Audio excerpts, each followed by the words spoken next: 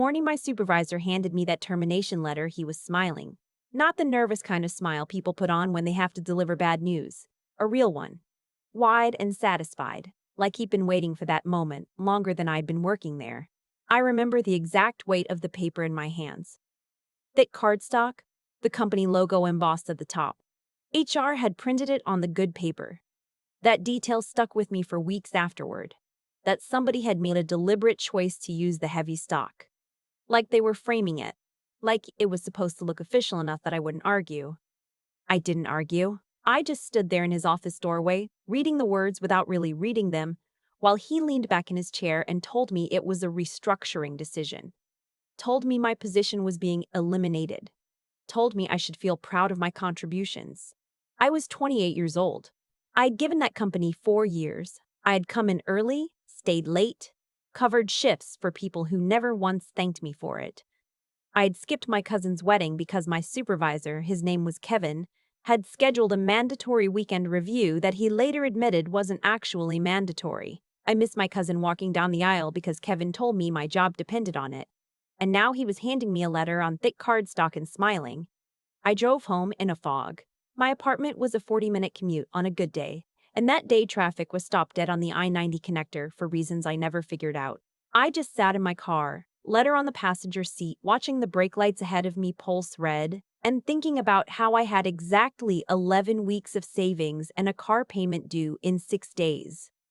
My mother called when I was still in traffic. I let it go to voicemail. I wasn't ready to hear her voice yet because I knew the moment I did, something in me would crack open, and I couldn't afford to cry while driving. She left a message that said, "Just checking in, honey. Call me when you can."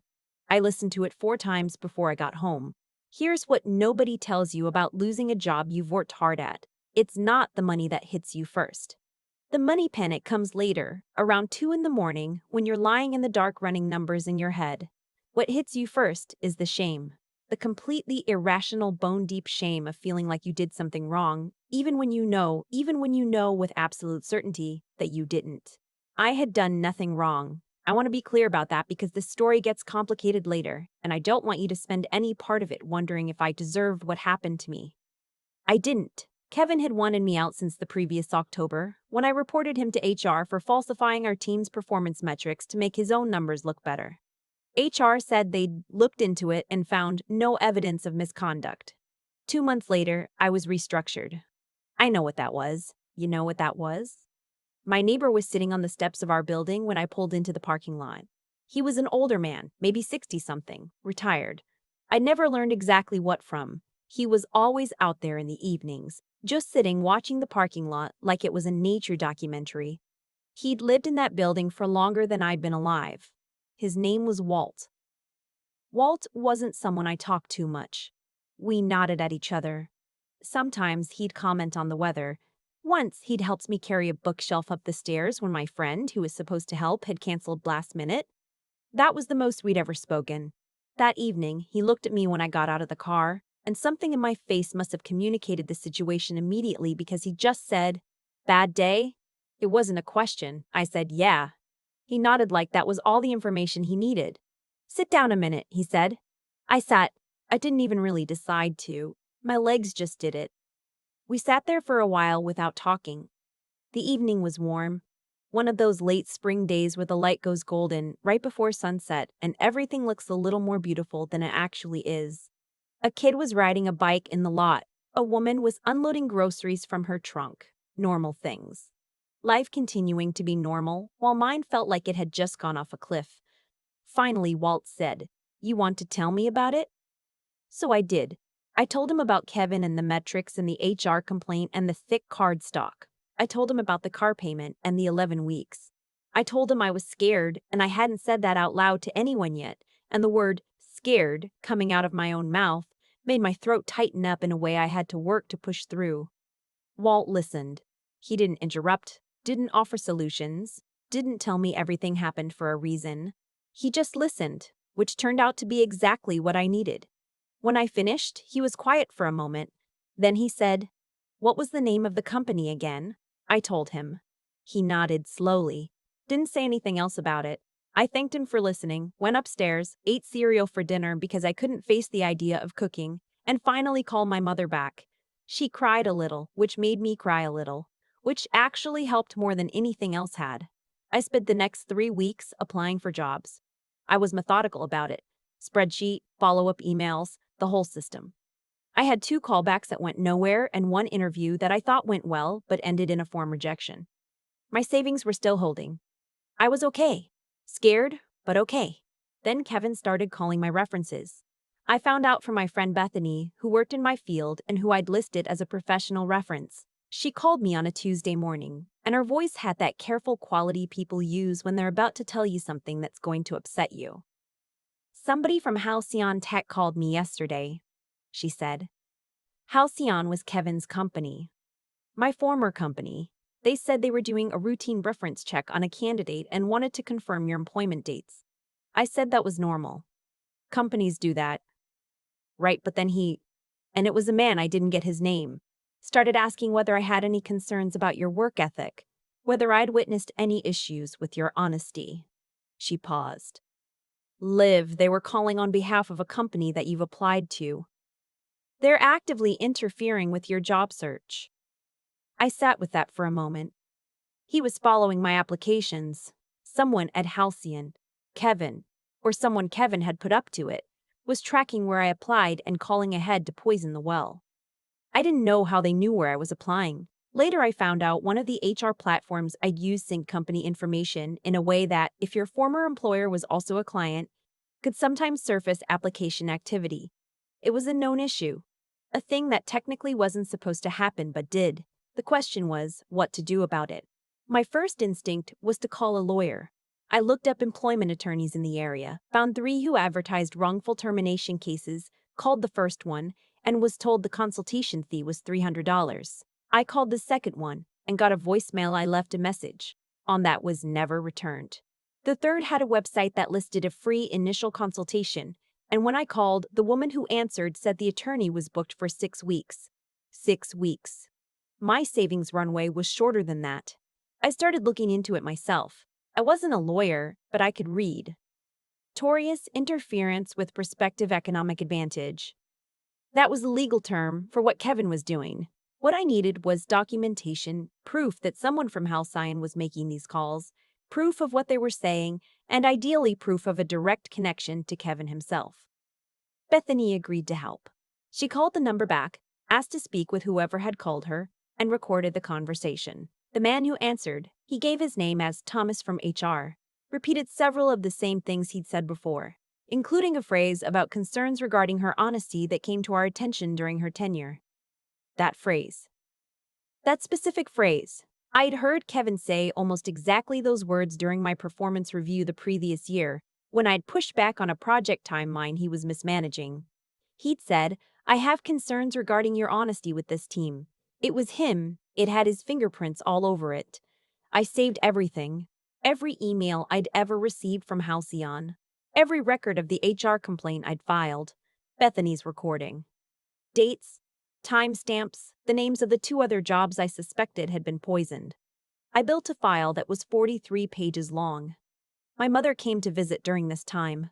She drove 4 hours from where she lived in Columbus without telling me she was coming, showed up at my door with a cooler full of food and a look on her face that said she wasn't taking any argument. She cooked for 2 days. She reorganized my refrigerator. She sat across from me at my kitchen table while I walked her through everything I'd put together, nodding in all the right places, asking sharp questions that helped me see gaps I'd missed. "You need to get this to someone who can actually do something with it," she said. "I know. I just don't know who." She turned her coffee mug around in her hands. "Does your building still have that man who used to work in government? The one you mentioned once?" I looked at her. "Walt, the neighbor. You said he was retired from somewhere important." I had said that, though I couldn't remember having formed any specific opinion about what important meant. He was just Walt. He sat on the steps. He had helped me with a bookshelf. I went downstairs that evening. Walt was in his usual spot, though it was later than I normally saw him out. He had a cup of something warm he was holding with both hands, and the lamp above the building entrance put a pale yellow light on the steps around him. I sat down and told him what was happening. The reference calls. The recording. The 43-page file. And then, because I was running out of careful ways to ask, I just asked him directly, did he know anyone who could help me understand what to do with what I had? Walt looked at me for a long moment. Then he said, "What kind of work does this Kevin do exactly?" I explained. "Technology sector, mid-size firm, federal contracts." Walt nodded, very slowly. "Federal contracts." Walt nodded, very slowly. "Federal contracts," he repeated. "Yes. Defense adjacent." I thought about it. Some of their clients were agencies I recognized from the news. I said I thought that might be accurate, yes. Walt was quiet for another moment. Then he reached into his jacket pocket and took out a small notebook.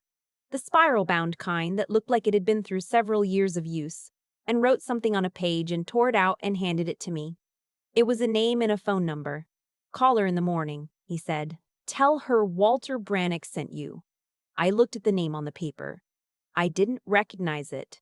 I said thank you, and he waved it off like it was nothing, and I went back upstairs and looked up the name online. The result that came back first was a LinkedIn profile. Senior Investigative Counsel, Office of Inspector General, Department of Defense. I sat very still for a long time. I called in the morning. The woman answered on the second ring, which surprised me. I told her my name, told her Walter Brannick had given me her number. And before I could explain further, she said, "Tell me about the federal contracts." The investigation that followed took 8 months. I was not a central part of most of it. I gave my statement, I handed over my file, and then I waited while people who understood things I didn't understand did their work. What I learned, pieced together over time from things the investigative counsel told me in careful, legally measured language, was this: Kevin's manipulation of the performance metrics. The same falsification I had reported to Halcyon's HR and been ignored about had also affected the data reported to at least 2 federal agency clients. In simpler terms, the government had been paying for performance benchmarks that had been manufactured. That was fraud.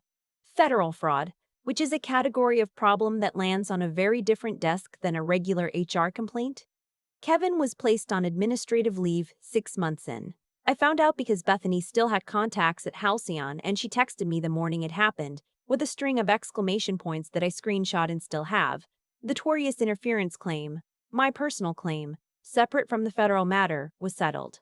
I had retained an attorney by that point, on contingency, after the federal investigation gave my case enough weight that the risk calculus changed for her. The settlement amount is something I agreed not to disclose publicly, but I will tell you that it covered more than 11 weeks of living expenses. Kevin was eventually indicted on 2 counts. I did not go to his hearing. My attorney told me I didn't need to, and I decided she was right. I'd spent enough of my time and energy in rooms that were about him. I wasn't interested in giving him any more of either.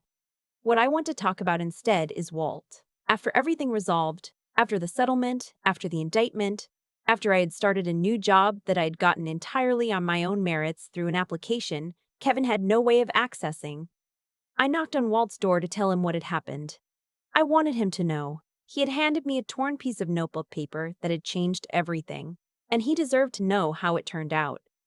He opened the door in slippers and a flannel shirt and did not seem particularly surprised by anything I said. I asked him how he'd known to give me that number, how he'd known any of it. He shrugged in the way of someone who had seen many things over many years and had stopped being impressed by connections and outcomes. "Spent 31 years at the FBI," he said. "Retired out of the financial crimes unit. You learn to recognize what a case looks like before it's a case."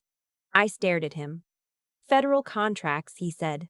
"Falsified metrics. Man who was willing to commit what amounted to ongoing fraud against a federal employee who reported him. That's not an HR problem. That's a pattern. Patterns go somewhere." He offered me coffee. I said yes. We sat at his kitchen table for 2 hours, and he told me about some of the cases he'd worked over the years. Not the classified ones, just the ones that had become public record. He was a careful storyteller, methodical, dry sense of humor. He was nothing like the neighbor I had nodded at in parking lots for 2 years. Or maybe he was exactly that neighbor, and I just never had a reason to look properly before. I think about that a lot, about how many people we pass in our ordinary lives, in parking lots, on building steps, in the coffee shop line, who have seen and done and weathered things we couldn't imagine from the outside. How much grace can be sitting right next to us, unremarkable and quiet, waiting for the moment it's needed. I was fired by a man who thought he had power over me, who thought that, because he controlled my paycheck, he controlled my future, who thought a termination letter on thick cardstock was the final word. He was wrong. He was wrong because I reported what I saw. He was wrong because Bethany answered when I called. He was wrong because I sat down on a set of stairs on a warm spring evening and said the word scared out loud to someone who was ready to hear it. He was wrong because Walt Brannick spent 31 years learning to recognize what a case looks like before it's a case. He was wrong because the woman Walt sent me to answered on the second ring. My mother calls every Sunday now. We talk for a long time, longer than we did before all of this, and sometimes she asks me how I'm really doing, and I tell her the truth, which is that I am okay. Better than okay. I am someone who knows that I stood up once, even when I was shaking, even when I didn't know what it would cost me. That's not a small thing to know about yourself. I still live in the same apartment building. I see Walt on the steps sometimes in the evenings, and we talk more than we used to. He's teaching me chess badly because I am a slow learner and refuse to read the books he recommends. He seems to find this genuinely funny. Last week he told me, unprompted, that of all the situations he'd seen over 31 years, the ones that resolved cleanest were the ones where someone had the courage to put it in writing and hand it to the right person. I asked him what happened to the ones who didn't. He picked up his coffee cup and looked out at the parking lot. They kept waiting for someone else to fix it, he said. Most of them are still waiting. I thought about Kevin, somewhere in the process of facing what he built for himself, and I thought about the 11 weeks of savings and the thick cardstock and the brake lights on the I-90 connector, pulsing red in the dark. And then I went upstairs and made dinner, and it was a real dinner this time, not cereal, and I ate it at my kitchen table by the window where the evening light comes in gold and warm, and I thought, I am still here. I made it through. And the people who tried to make sure I didn't, they are the ones who have to live with what they did. That's enough for me. That's more than enough. I keep coming back to a specific moment. Not the settlement, not the indictment, not even the phone call where Bethany told me what Kevin was doing.